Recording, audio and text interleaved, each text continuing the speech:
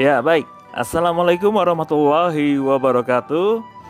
Teman-teman semua, sahabat-sahabat semua, sekali lagi terima kasih sudah bergabung bersama Bintang.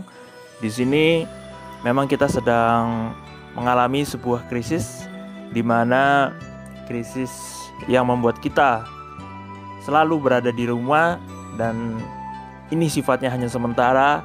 Maka kita harus yakin dan percaya bahwa ada kebaikan di balik semua ini. Amin.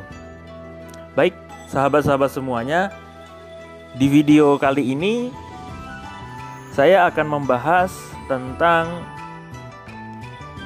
benarkah tidak akan bisa miskin? Ya, banyak orang di luar sana yang takut mengeluarkan uang, takut mengeluarkan biaya atau dana atau simpanan uangnya karena alasannya takut uangnya habis sehingga ia menjadi bakil.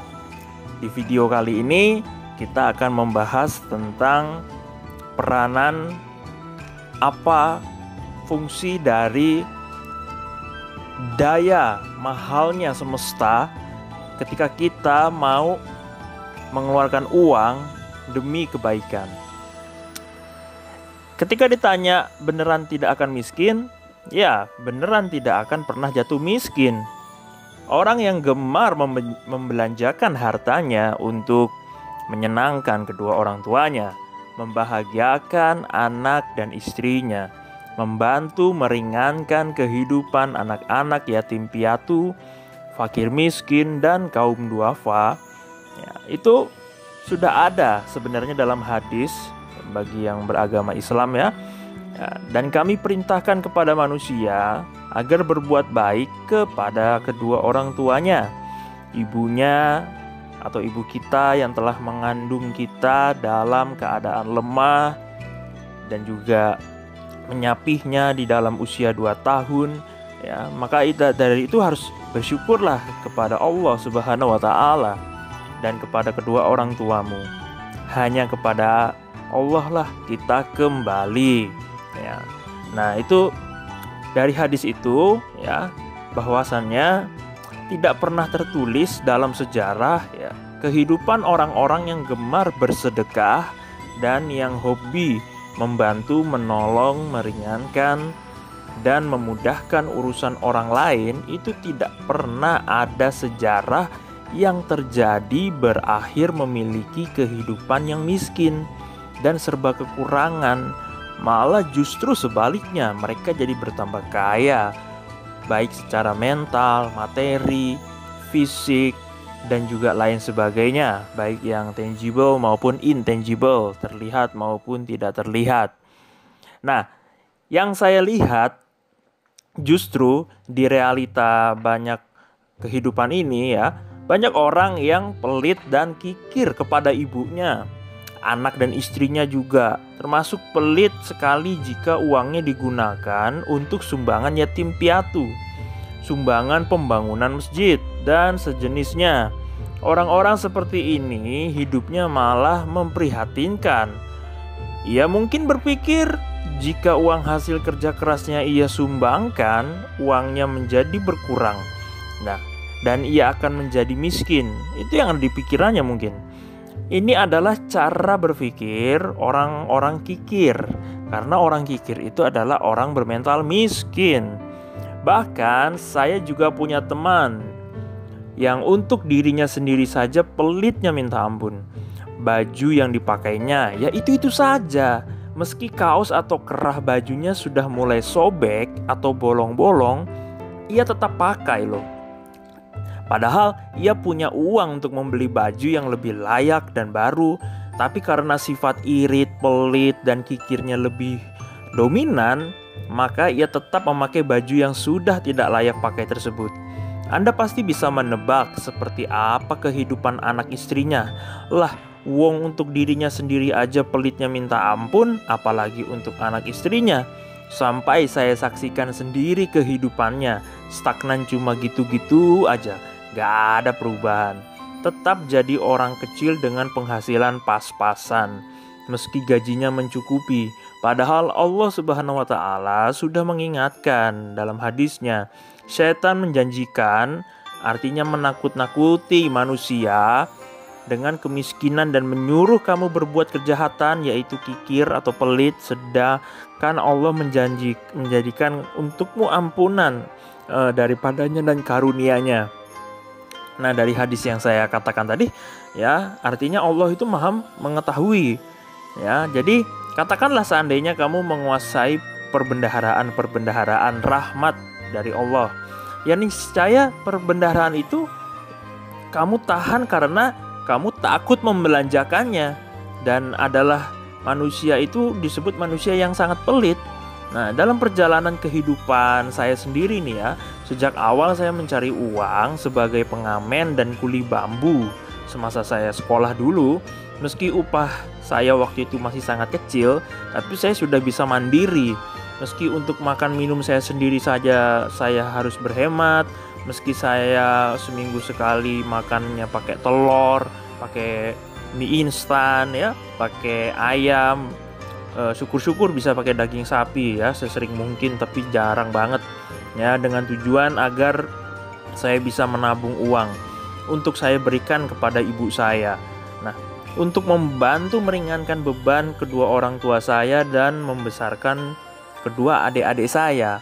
Ya, dari cerita saya tadi itu ya, saya tetap lakukan secara rutin sampai saat ini, meski saya sudah menikah dan punya satu anak. Saya merasa kehidupan saya ini saat ini ya, di saat waktu saya sampai detik ini membuat video ini, itu seolah-olah kehidupan saya entah kenapa dipayungi oleh keberuntungan demi keberuntungan. Entah bagaimana kemudahan demi kemudahan itu datang menimpa diri saya.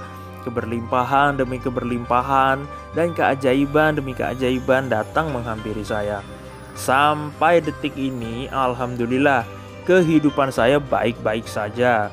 Tidak pernah sekalipun saya merasakan kekurangan uang loh. Apalagi sampai membuat saya dan keluarga saya kelaparan di tengah badai COVID-19 yang sedang melanda negeri tercinta kita ini. Alhamdulillah, senantiasa tercukupi segala kebutuhan hidup saya. Selalu terjaga keseimbangan seluruh areal atau yang kita sebut dengan life wheel ya. Life wheel saya ini terjaga seimbang, bukan hanya dari area finansial saja ya, tapi juga terjaga keseimbangannya secara fisikal, mental, emosional, intelektual, sosial, dan spiritual. Alhamdulillah, saya berani mengatakan hal ini sebab saya sudah membuktikan sendiri loh ya. Bahkan dalam kondisi kehidupan saya sendiri dulu masih tinggal di rumah kontrakan loh, saya banyak ringan tangan memberi dan menyumbang rezeki kepada teman-teman semasa saya di kampung.